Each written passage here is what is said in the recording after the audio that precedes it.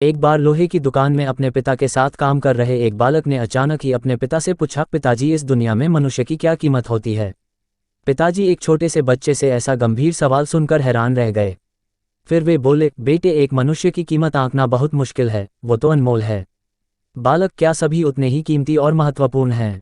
पिताजी, हाँ बेटे। बालक के कुछ पल्ले पड़ा नहीं। उसने फिर सवाल किया, तो फिर इस दुनिया में कोई गरीब तो कोई अमीर क्यों है? किसी की कम इज्जत तो किसी की ज़्यादा क्यों होती है? सवाल सुनकर पिताजी कुछ देर तक शांत रहे और फिर बालक से स्टोर रूम में पड़ा एक लोहे का रॉड लाने को कहा। रॉड लाते ही पिताजी ने पूछा, इसकी क्या कीमत होगी? बालक, लगभग 300 रुपये। पिताजी, अगर मैं इसके बहुत से छोटे छोटे कील बना दूं तो इसकी कीमत क्या हो जाएगी? बालक कुछ देर सोचकर बोला, तब तो ये और महंगा बिकेगा, लगभग 1000 रुपये का। पिताजी, अगर मैं इस लोहे से घड़ी के बहुत सारे स्प्रिंग बना दूं तो? बालक कुछ देर सोचता रहा और फिर एकदम से उत्साहित होकर बोला, तब तो इसकी कीमत बहुत ज़्यादा हो जाएगी। पिताजी उसे समझाते हुए बोले, ठीक इसी तरह मनुष्य की कीमत इसमें नहीं है कि अभी वो क्या है, बल्कि इसमें है कि वो अपने आप को क्या बना सकता है। बालक अपने पिता की बात समझ चुका था।